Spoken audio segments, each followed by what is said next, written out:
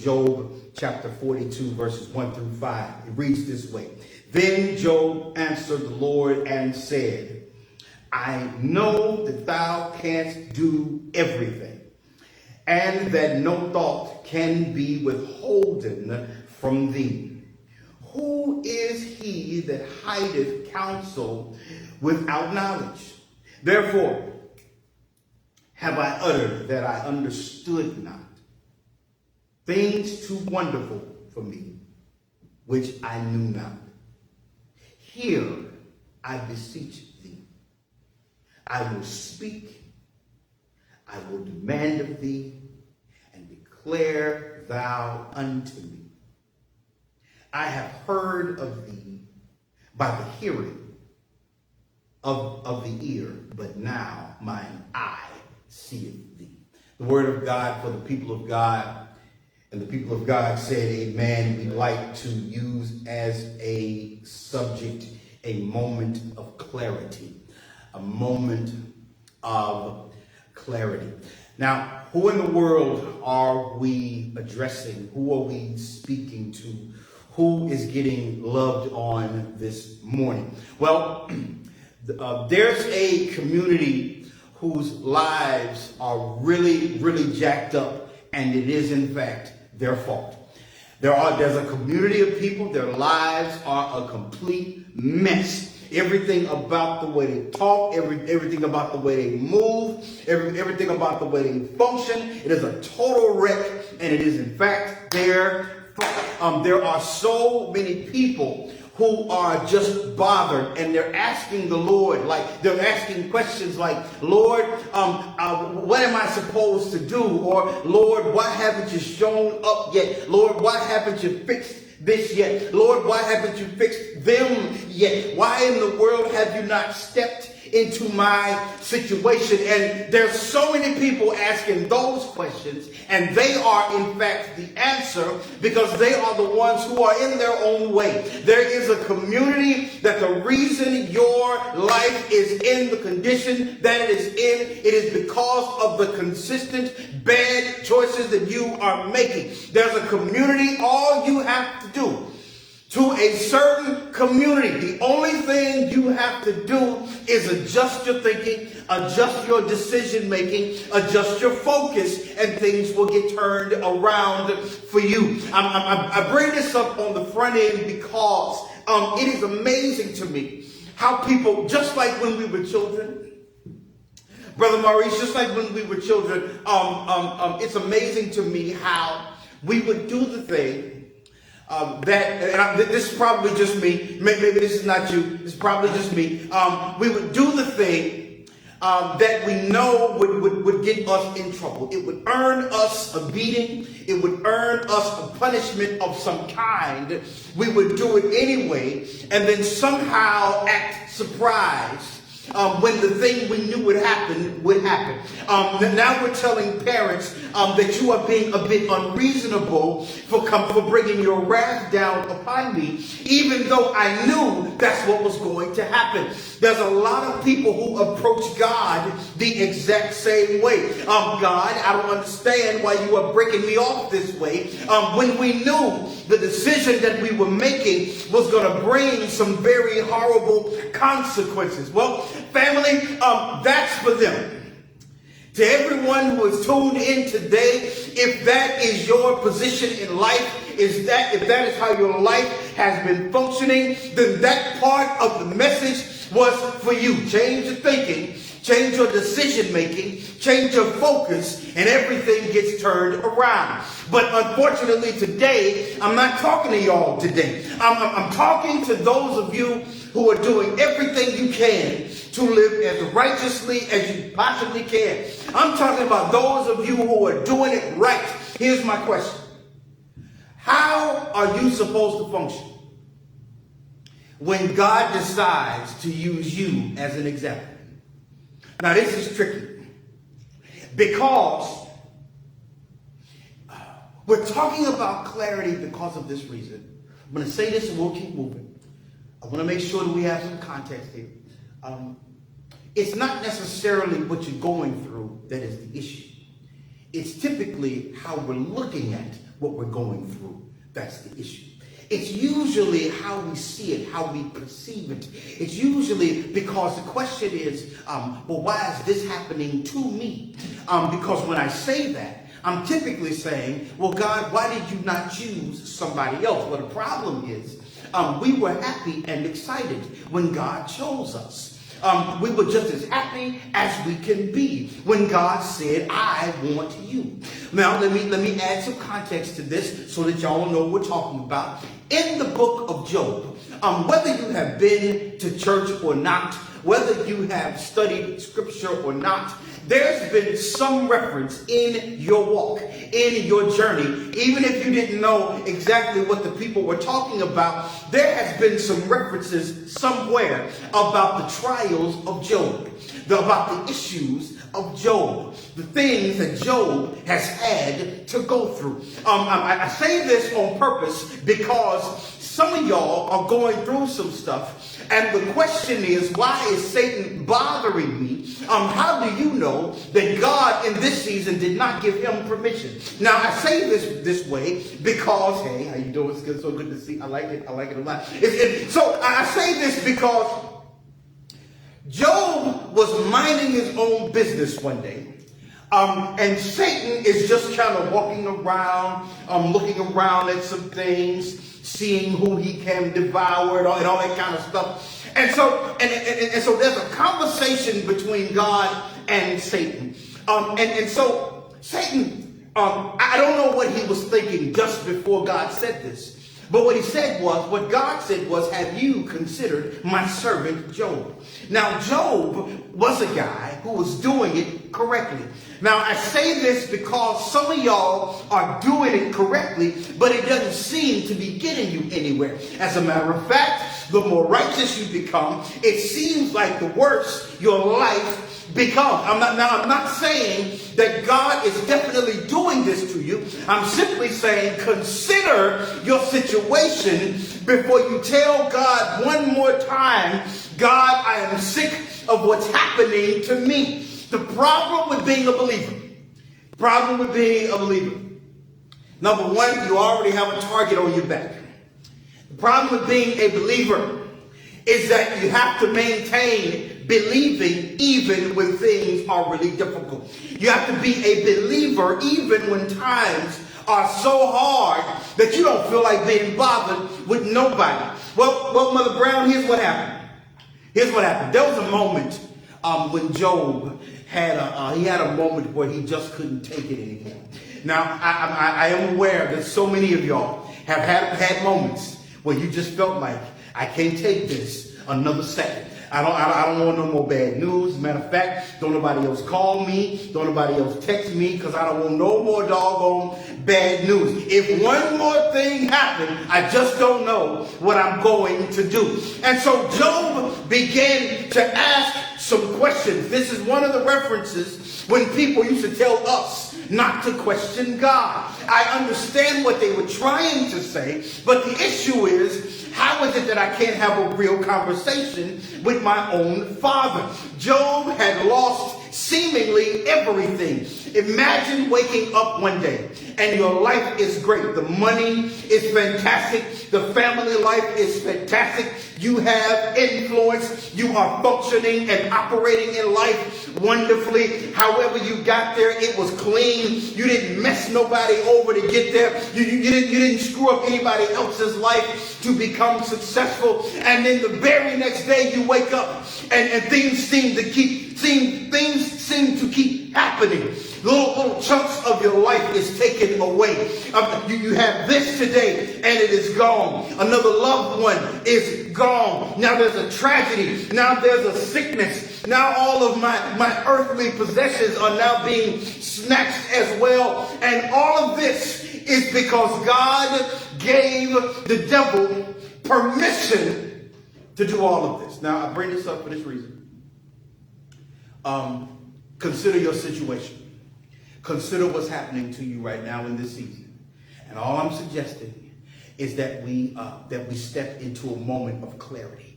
How are you looking at what you are looking at? How do you know you are looking at what you are seeing? I ask this question this way because what you see as tragedy, it might be God proving to somebody else that you are who you say you are. What may look like the devil messing with you, it might be God highlighting that you are in fact the real deal. Mother Brown, the problem is, has anybody ever accused you of being the real deal?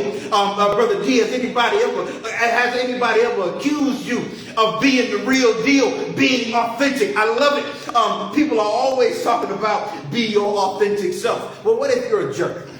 People are always talking about be your authentic self. Well, the problem with being your authentic self is that if you are righteous, that righteousness will be tested. Not because it needs to be proven to you, but so that it can be highlighted in the presence of somebody else. Just a moment of clarity. We got three things that I want to express for your consideration, and then I'll get somewhere and sit out. I'd like for us to consider this: the exposure, the word aspire, and the collaboration. The exposure, aspire, and the collaboration. Now, Job has gone through a lot. And it's one of those, why don't you just kill me and get it over with kind of situations. And God responded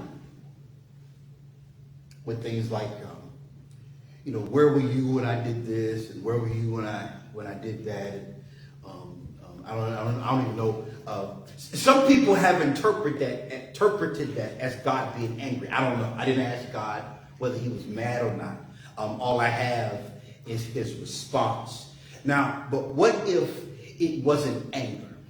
What if it was God chilling him out? Have you ever had to deal with someone who's emotionally out of control? They are spinning out of control, and you either had to say something or do something that might have been a bit aggressive in order to calm them down so they can hear you.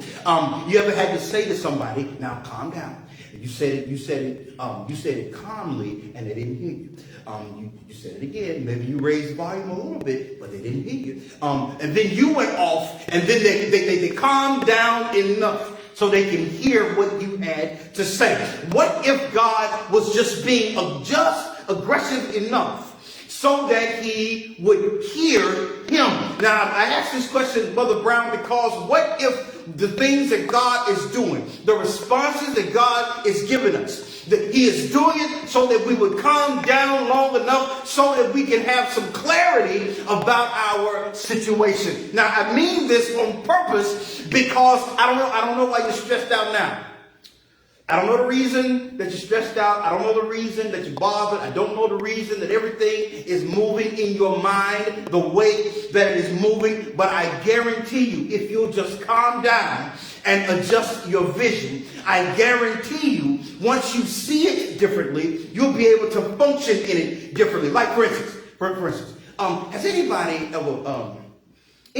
ever been mistreated by somebody? Any of y'all ever just been, and this time you didn't do it. This time you had nothing to do with it. They treated you wrong. They mistreated you. This is not them getting back at you. This is you being mistreated. Well, how do I look at that? Well, I look at that and say, well, God, they've done this to me, and so they owe me a debt. They owe me something. I need to be compensated for my pain and my misery. Well, if I adjust my lens, maybe I would see, well, wait a second, hold on. What about all of the debt that I'm currently carrying for some other people? Because it ain't like I've been walking through this life the whole time, never hurting anybody. It's not like I've been walking through this life all of this time and I've never injured anybody. Well, what if I look at the situation that I think I'm owed something and I adjust my lens? What if the person who has mistreated me, maybe they are hurting. Maybe there's something going on with them. Maybe they need me to show up in their lives with the love of God. Just maybe there's a lesson in here that I desperately need to learn. I say this for this reason, the exposure. Verse 1 says this. Then Job answered the Lord and said, okay, so he's talking to the Most High. He's talking to the Lord. He's responding to what God said to him. Now, this You have to study this because, Brother Maurice, this is Job speaking to the Lord, and he's repeating some of the things that the Lord had said to him.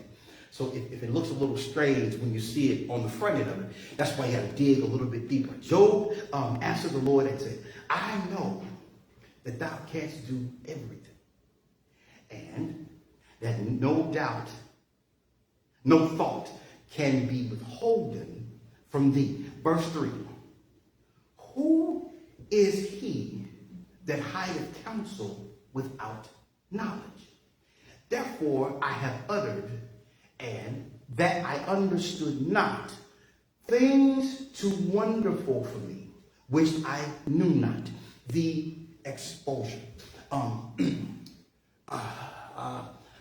What if God is exposing you in this season? Now, let me be clear. Be very clear. Usually when that word shows up, it has to do with something bad. You know, some pictures that got out that nobody should have seen, or video or something.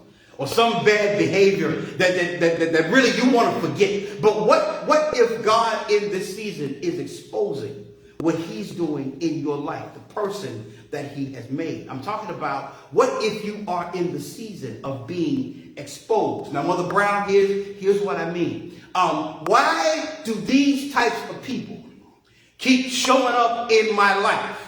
God, you know how I want to handle them. You know what I want to do. You know what I want to say. Well, welcome to your new life, because if you haven't noticed, you haven't been responding the same way that you would normally respond. If you will notice, you haven't led with a cussing. You haven't led with wanting to choke people out. You haven't led with any of that stuff. Maybe the season that you are in is God exposing who you really are. Now, I say this on purpose because it is.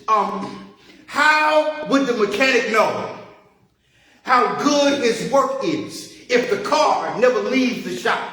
How would we know that the upgrades worked? How would we know that the engine is faster? How would we know that the tires work longer? How would we know that this thing can go really fast in the rain if it's never exposed to the elements? Perhaps you have been exposed to the elements. Perhaps all of the work that God has been doing in you in the background, perhaps he is exposing his handiwork. Perhaps God is exposing everything that he has done in your life. I'm talking about all those years that you've been praying.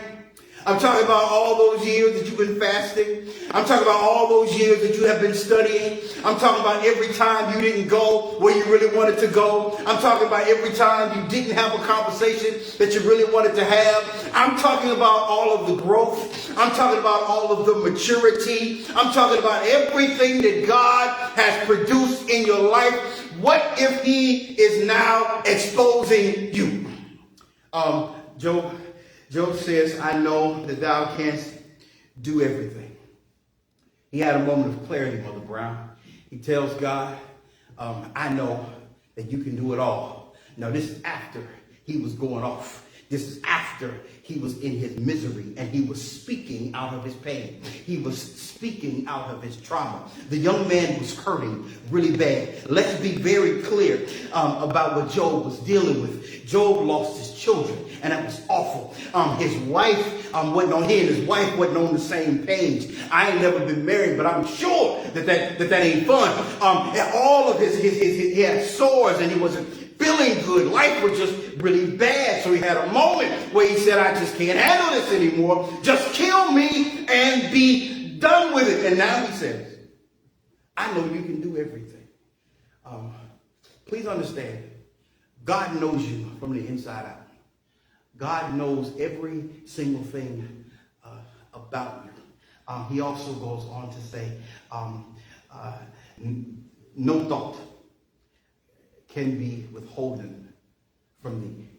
God knows exactly what you're thinking. And those thoughts are currently being exposed. See, the fact that you believe him for real is being exposed. The fact that you ain't always happy, but yet you are remaining faithful. That's what's being exposed. The fact that you don't always want to do this stuff. You don't always want to be kind to the Negroes. Matter of fact, you don't always want to be kind to the human race, because the human race is taxing. And what you really want to do is pray for the strength of Samson to knock them smooth out. That's what you desire. But instead of all of that, what you're asking God for, help me to remain righteous. Help me to remain sane in all of this. You might have been dealing with situations some time ago that you didn't understand, but now that's in your rearview mirror, and because of the things that you have overcome, now you can help teach. Now you can help restore somebody else. Maybe all of that is what's being exposed. Now, last thing I'm gonna say about this, and then we're gonna move on.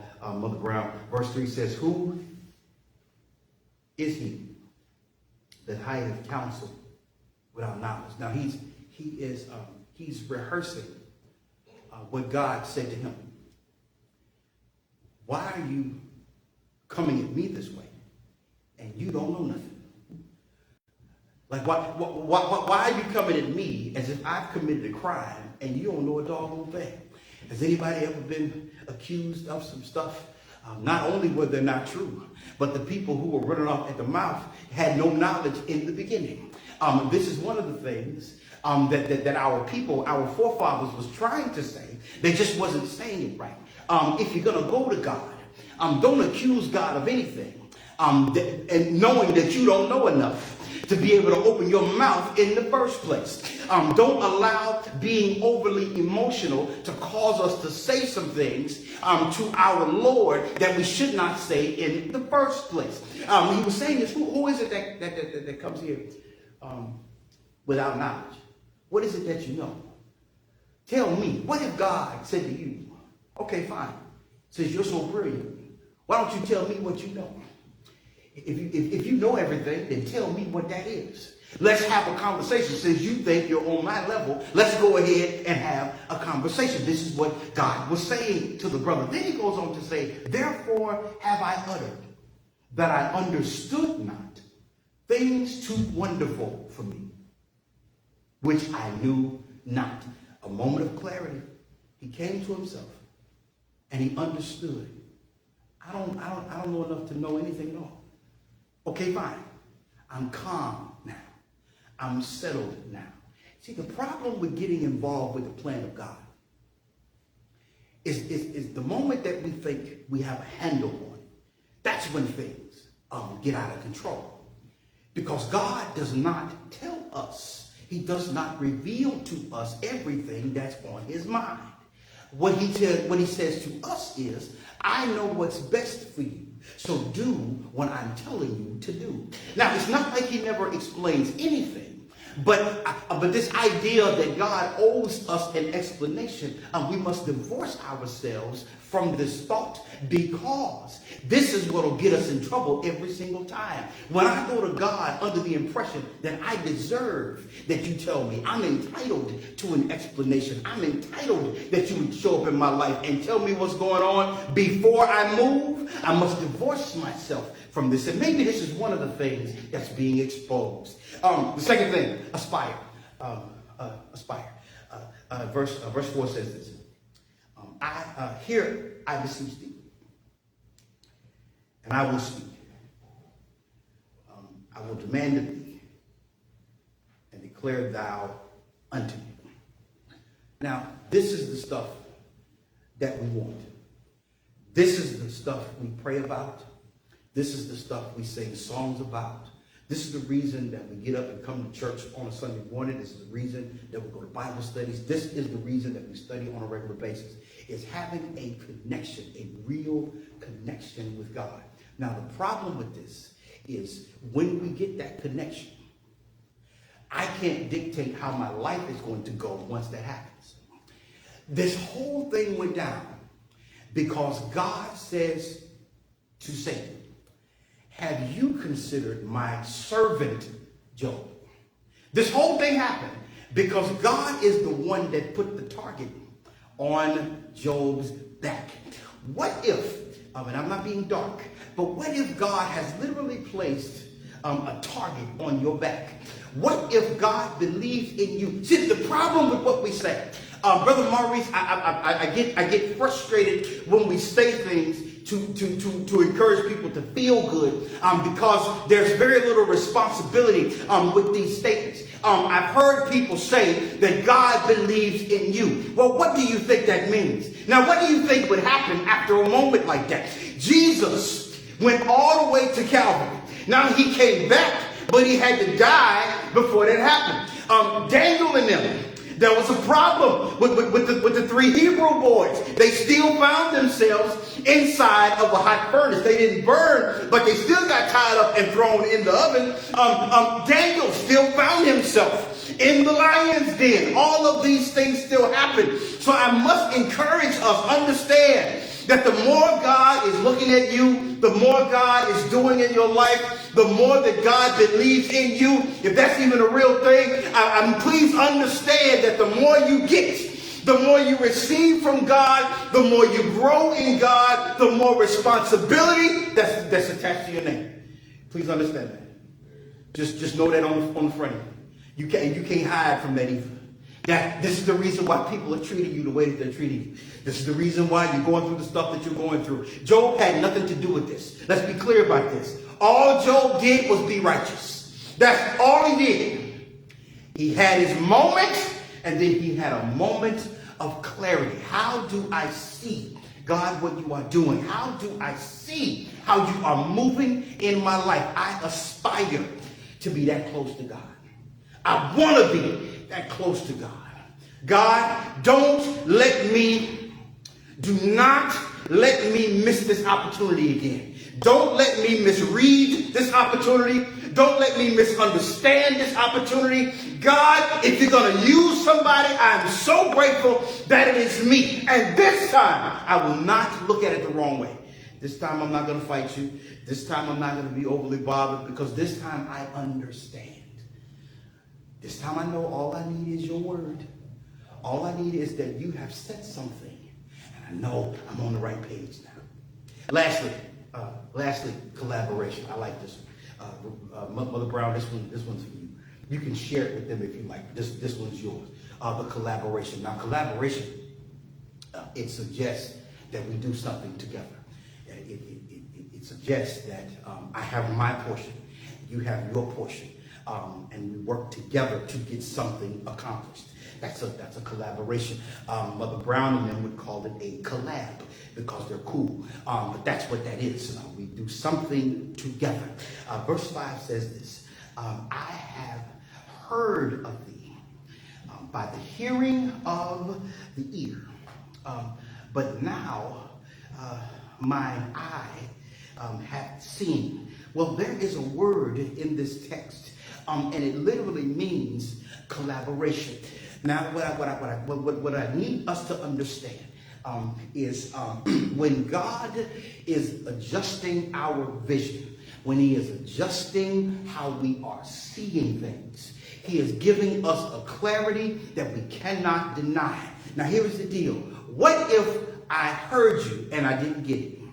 But now you have caused me to see it. And now I understand.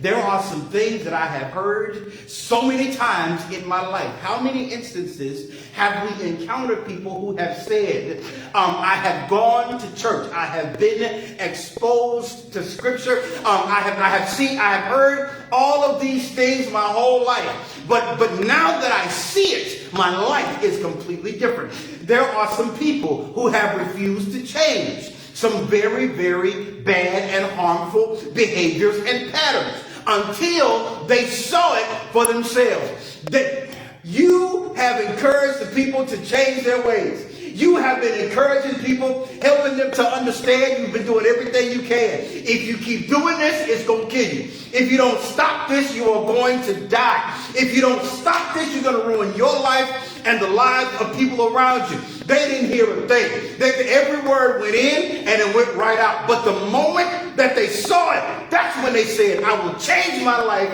right now. I need us to understand. This is what God is doing for every last one of us right now. I'm talking to those of you who are doing the best you can. I need you to stop assuming. I don't even want the thought on your mind anymore that God doesn't see you while you were hurting. That God doesn't know that you were going through it. That God does not know that you are hurting so bad. I don't even want it on your mind anymore that God is not present while you are hurting. Please understand, all he's doing is adjusting your vision. So God, why would you allow somebody I love so much to break my heart? What if God said, we got to do it now because it'll hurt more later on. We got to get this over with right now. Otherwise, you won't see who they really are. Because you keep hearing things and you ain't listening. But once your sight gets adjusted, then maybe, just maybe, you'll understand it better while you are moving on. So now, I pray that this book report was sufficient. Mother Brown, what are the action steps? Number one, the exposure. Let God expose you. Let him do it. Embrace God letting everybody know his handiwork. Embrace that moment when God decides, you know what? It's time that you get out of this garage. It's time that you get out in the elements. It's time that I show everybody what I'm doing in your life. Embrace the exposure. I'm not talking about the bad stuff. That's what I'm talking about, because that should have been dealt with in the garage. That should have been fixed a long time ago. I'm talking about God's handiwork in your life right now. Let him do it. Embrace the fact that I don't know enough to question God about nothing. Embrace the fact that God knows what he is doing. Embrace the fact that the reason I'm going through what I'm going through is because God decided this is how it's going to be. Embrace the exposure. Number two, aspire. I need to long for being connected to God. I need to aspire to that. That ought to be the goal. It shouldn't be to have as much money as I want to have. It shouldn't be to have as much stuff as I desire. It should not be to build a kingdom right here on this phase of the planet Earth. It should be to be real close to God. As a matter of fact, closer than I have ever been in my entire life. That should be the goal. So while I'm hurting, I should still be aspiring. Brother Maurice, while I'm saying, God, this hurts so bad, what I should be saying in addition to that, thank you for allowing me this opportunity in the first place. Let's keep pushing. Hand me a Band-Aid, hand me some alcohol or something. Give me some gauze so I can hold myself together a little while longer. But we're going to get there. God, you and me, we started this journey together, and we're going to get there together. I don't care how hard it has been. I still want to be closer to you than I've ever been before. Lastly, the collaboration family. What if God said, I want to collab with you? What if God said, I want to collaborate with you? This is what's on my mind. This is what I've decided to do, and I want you to be involved. Somebody needs to see what I have done. Somebody needs to see somebody stand up for me, even when it makes no sense, even when it's too difficult, even when your knees hurt, even when your heart is broken. Somebody needs to see it. And so I have chosen you to get that done, because although you might not know that you're ready for it, I certainly know that you are. You might not know that you can handle it, but I certainly know that you can. You know how I know? Because I'm the one that put it in you. How do I know? I'm the one that trained you. How do I know? I am the one who I created you. I saved your life. I have educated you. I have trained you. And you are now about to use everything that I have put in you. So what if God says, it's your time now? You know, everybody says that at the top of every year. It kind of gets me nerve damage. People say, this is my season for this. This is my year for that. I wish people would stop saying that, because what happens when God says, yes, it is, and it has nothing to do with millions, but it has everything to do with trials, in order to prove to somebody else that God is who he says he is, and you are who you say you are. Because victories don't prove to people that you are you. It's the trials that prove that you are you. Nobody cares Nobody cares about your longevity when you have a lot of money, because all they're focused on is all your money. Nobody cares in your successes except to find out how they can be successful too. That's why you have a lot of leeches in your life. That's a different message. I'm sorry. The reason for this season, it could be that God has decided, I'm going to use you in a way like I ain't used nobody else. I'm going to allow some things to happen to you. I got you on the back end. Please understand that. But I need you in this season. I need this. This is going to happen. I still got you. I still love you. You're still mine.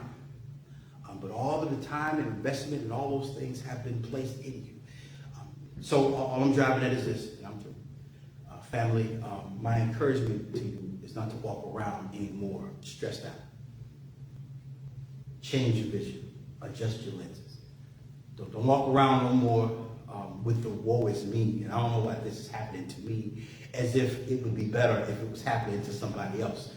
Because I don't want to go from selfless to selfish and self-centered. Just change your vision. Adjust how you're seeing your situation. Why is everybody against me? Change your vision. Adjust what's going on. God, why are you doing this to me? Why are you letting Satan do this to my life and my family and all? Just adjust your vision. Because once you have clarity, you'll be able to operate in it a whole lot better. That's all we have. Everybody stand, please. This is our second favorite moment in the worship experience. It is decision time, and the decision